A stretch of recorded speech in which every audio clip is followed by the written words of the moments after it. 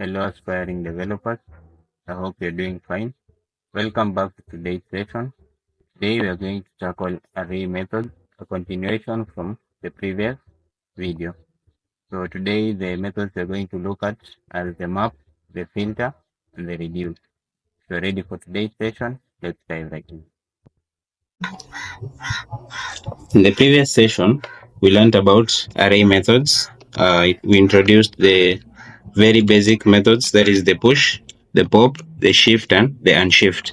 So we are going to introduce a bit more complex but extremely important array methods, that is the map, the filter, and the reduce. So let's start with array.map. So first, the array.map, let me just have it here so that you know what we're dealing with. Yeah, so the array.map method creates a new array by applying a function to each element of that existing array. So take for instance, let's say const numbers, the one that just used in the previous video. It takes an array of, let me pass in even numbers, so 2, 4, 6, and 8. Yeah, such that if you log numbers to the console, you will be able to see 2, 4, 6, and 8 numbers. So if you run that script, you're able to see 2, 4, 6, and 8 as the value of our numbers array. Now we want to call the .map method for us to create a new array by applying some function to each element of the existing array.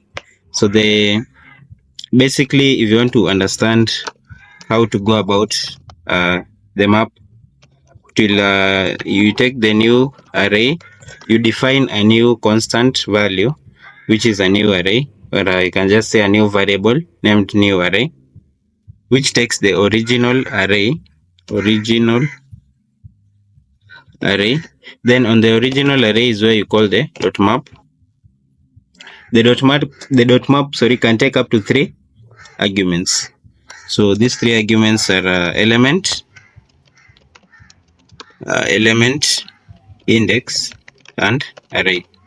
And these one are taken as a callback function. So from there it returns a block of code where you can perform some operations. So you can say here perform some operations, and then you're going to return the transformed values.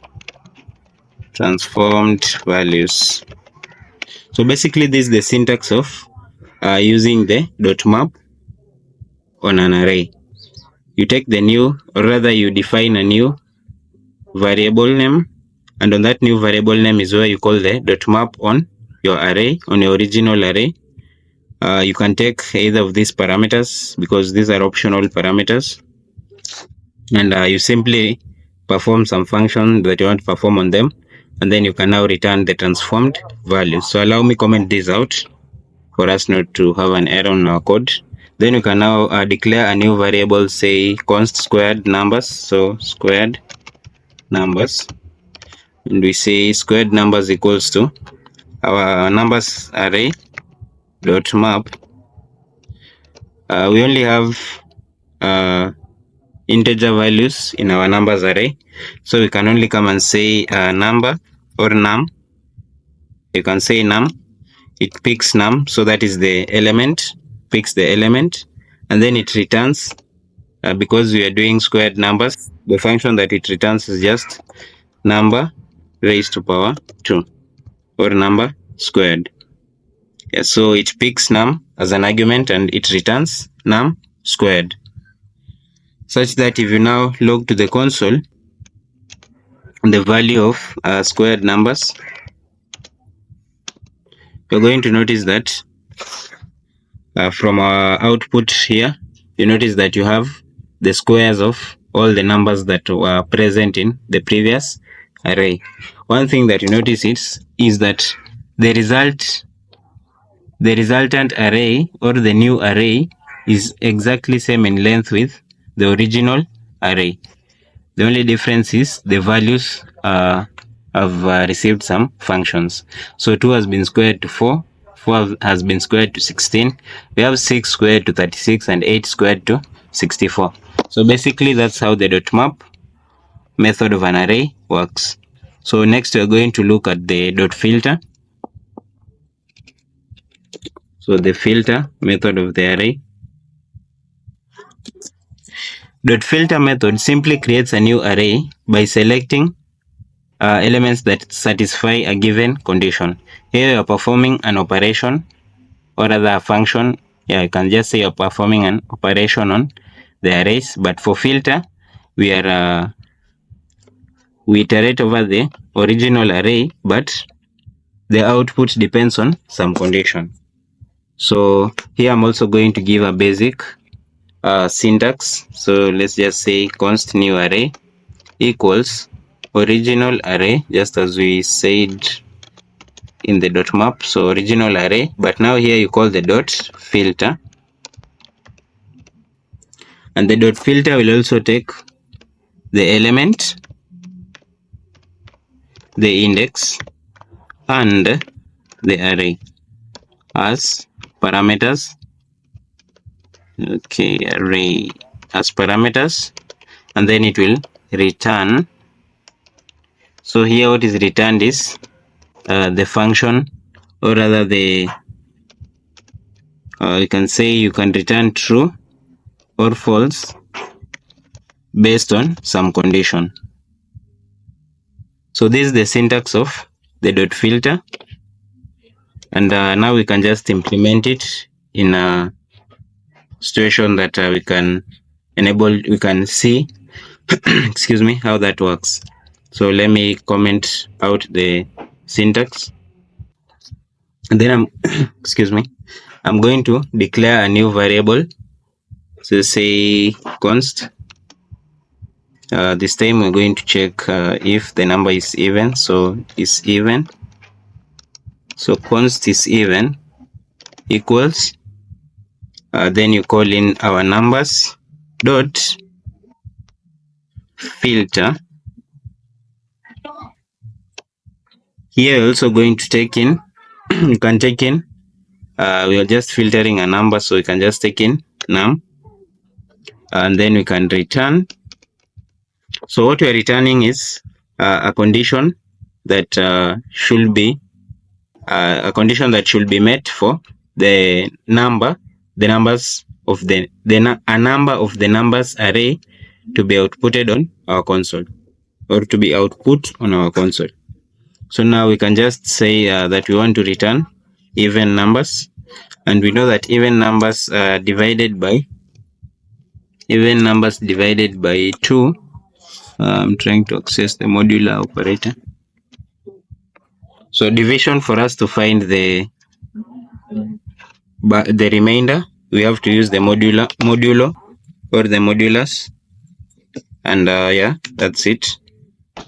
And this one returns the this one divided by 2 should return 0 on even numbers. So now our is even will iterate through the numbers array. Remember, it is iterating. These methods are looping through that existing array and performing a specific set of functions, and then returning based on whatever you've passed across. So remember the dot map, we were passing some function there which was squaring the numbers, but in dot filter we are testing for a condition. The condition is the number passed should be an even number, and we know that any even number divided by 2 will have a remainder of 0. Yeah, so if you log to the console, the value of is even, yeah, then you run the script, you're able to see that you have 2, 4, 6 and 8. That is because all of them are even. So allow me to just add around 3 more. So we can just add some 3 more values to our numbers array. Can add 9. We can also add 5. Can add 5, and we can also add 1. Okay. So if we rerun this script, you notice that we still have the output as 2, 4, and 6. 2, 4, and 6. This is because these are the only even numbers within that array.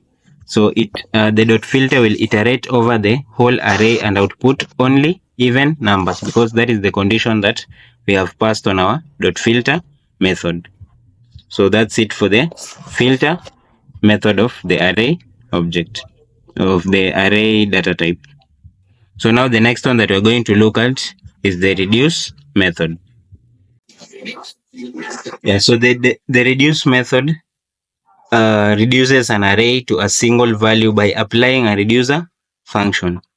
So what it does, it iterates over the array. In our case here we have numbers. So it will iterate over the numbers array, accumulating a result based on each element. So let us quickly look at the syntax of the reduce. Here I'm going to say const, let me say result, and this result is going to be brought about by original array dot reduce. Am I passing the correct one? Yeah. Dot reduce. And then the reduce is going to pick the accumulator and the current value. The current value is also going to pick the index and the array. The index and the array are optional. These are optional arguments. And then here it will also return, just like the other ones. It will also return, and what it returns is whatever action you want to perform on every element that you receive. So after that, you can just return the updated, accumulator, and return the updated accumulator, and you have to pass in the initial value. You have to pass in the initial value. So here, let me just pass in initial value. So it calls the specified callback function for all the elements in the array, and then it returns the value of the callback. So function is the accumulated result, and the return value of the callback function is the accumulated result, and this is provided as an argument in the next call to the callback function. So I hope that definition makes some sense to that point. So that is the syntax. Let us now look at implementation. So let us pass in some example for you to understand this better.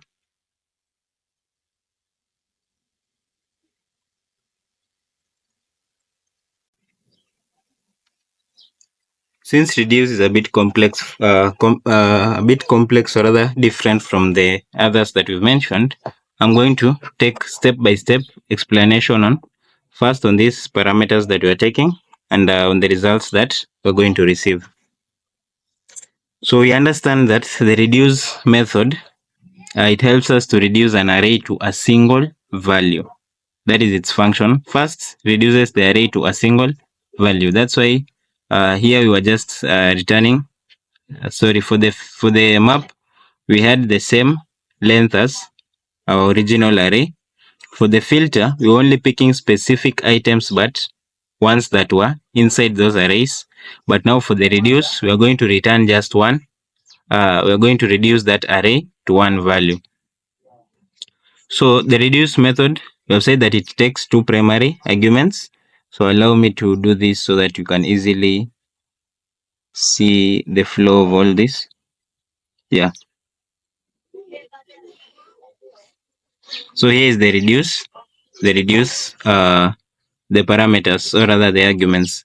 First, it takes these values, the accumulator, of which the accumulator value, initially it is set to the initial value. So the first value is the initial value, is the accumulator value. Then this current value parameter or argument This is the value of the current element being processed. We said that this and it iterates over the array. So the current element being processed is passed as the current value. So the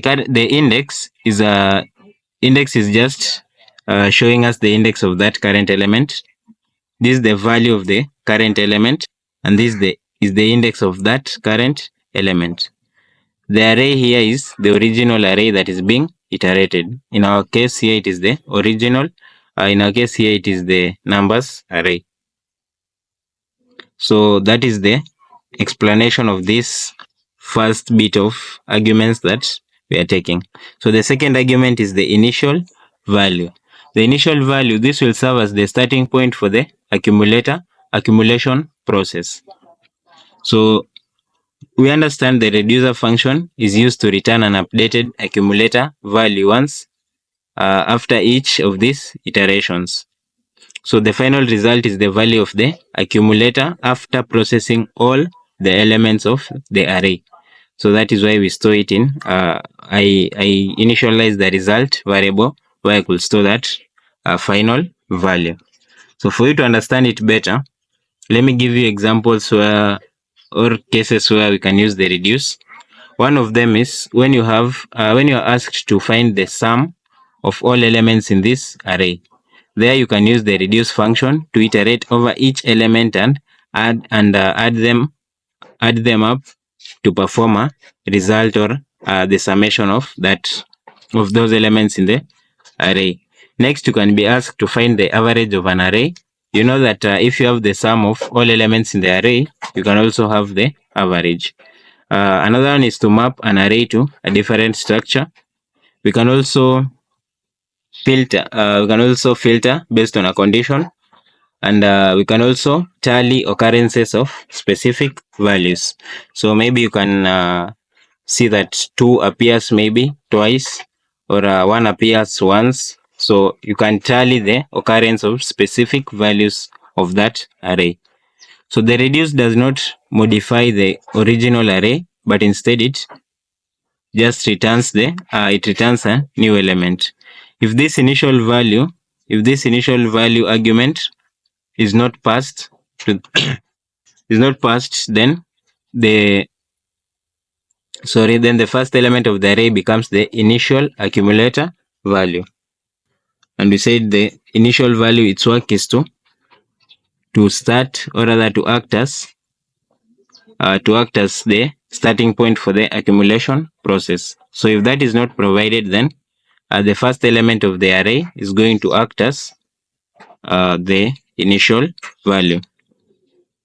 So the reduce, it is useful when you need to accumulate values based on complex logic and you want to transform an array to a single result.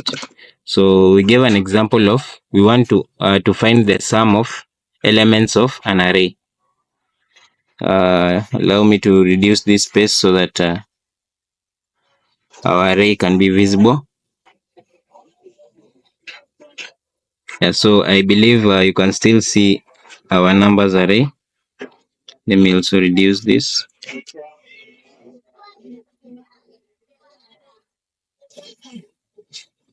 Okay. Yeah.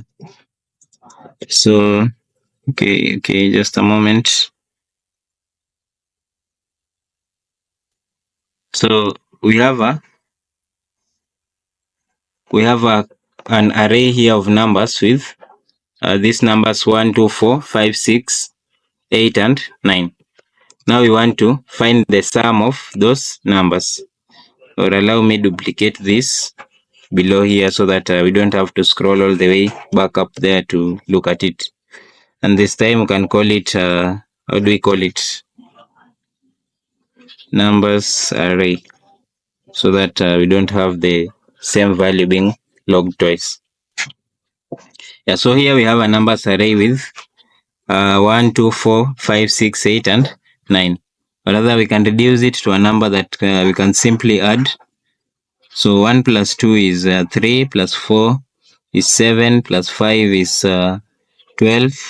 So we can leave 12 plus 8 so that we have 20 as our sum of numbers in the array. So for us to now call the reduce, you know perfectly well that we first call a const function, then we pass in the value of the sum, the value of the result. In our case, it is the sum of the arrays. So I'll declare variable sum, and this variable sum will call the numbers array. The numbers array, that is our original array, and we call the dot reduce. The dot reduce. Sorry. Yeah. So now the dot reduce, you're going to pass the accumulator value. So we pass in the accumulator. The next that we're going to pass is the current value. You already know from previous examples that the index and the array are kind of optional parameters. So we're going to leave them out. We're going to pass the accumulator and the current value. Then here we're going to return the logic that we want to perform on the numbers array. So whatever we need from the numbers array, we're going to return, simply going to return the accumulator. You know that the accumulator is the first value, then plus the current value. You know that the current value is we already explained this as the value that is currently being processed. Because you know that this is a loop. The reduce, as we said, it is a loop iterating over the whole array. So when it is at 5, when 5 is the one currently being accessed or processed, then that 5 is the current value, and the accumulator is the result that we get from every iteration. You also remember we said that we have to pass an initial value, and we also said that if you don't pass the initial value, then the first element of the array will act as the accumulator, or will act as the initial value to start the accumulation process. Yeah, so here we have a complete reduce function. All we need to do is just log the value of sum to the console. So just console.log sum. So when we run the script, we see an error because this is just the syntax. This is not a real example. This is not a real example, but it is just the syntax. So let me comment that out, and then I rerun the script.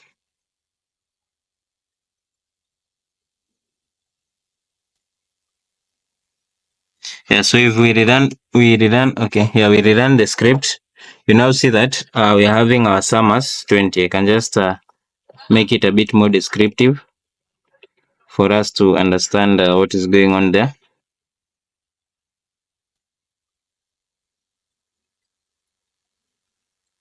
So I'll simply say sum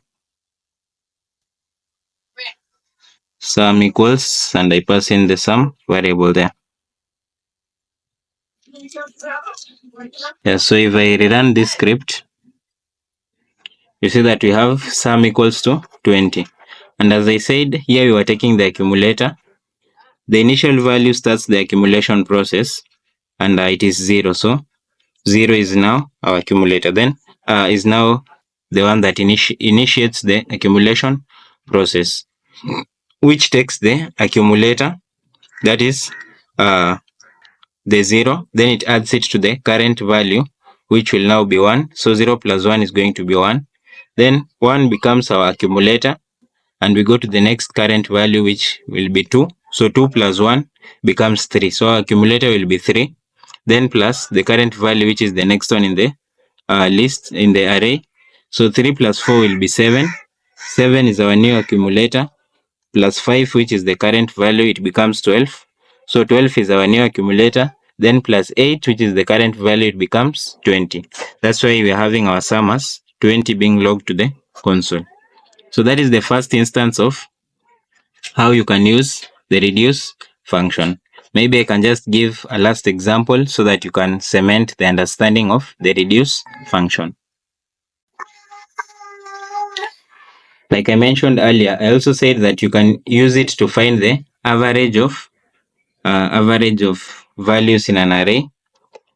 So that will be extremely simple, because all you need to do is you need to return the numbers array dot length. So sum over numbers array dot length, and this will output the average value. So average value. So if you run this script, you see that we have the average value as 4. And you know that average is the sum over the number of items. But that is a bit too easy. So now let's go to maybe one last example. If you want to find the maximum value of the numbers in the array, or the maximum value in an array. So here you can just say const max. You can say const maximum value, and then you can just equate this, or rather you can simply call it max, and then we equate this to the how do we call this now? We can say numbers array, original array dot reduce,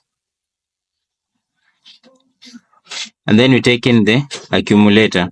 So our accumulator this time, we can even call it max value. So max value will be our accumulator, max value. Then the next parameter there is the current value. So current value, and then you know that this returns whatever we want to output.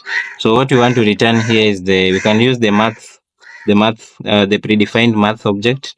So we can just say math dot max, and then we pass in there max value, which is our accumulator, and we compare it to the current value. You know that the math.max also takes in two arguments, and it compares between the two arguments which is bigger, and it returns the bigger one.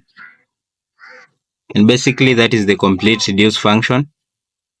But it is good to provide an initial value. So the initial value we can still provide, maybe we can still provide 0.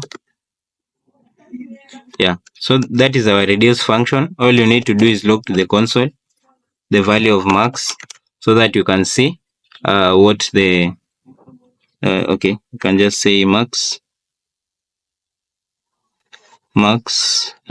is equal to, then you return the value of max. I hope you already understand how to use template literals. If not, then you can watch the previous videos on template literals. Yeah, so now if you run this script, you're going to see from our debugger then that the max value is 8. And when you look at our numbers array, our maximum value is 8. You can just change this value of 8 to be maybe 12. And you know, if that is 12, then we are going to have our sum as 24, our max value as 12, our average, okay, I can't compute that. So let me just rerun the script. Yeah, you see our sum is now 24. Our average is 4.8, and our max value is the largest value in the array, which is 12. Even if you put this max value in the middle of the array, then you're still going to get the value as the maximum value in that array. So you see that 14 is somewhere in the middle of the array, but we're still getting the results correctly. So that's it on the reduce function. Basically, that's it on the map, the filter, the reduce. Keep tuned in for the sort in the next video.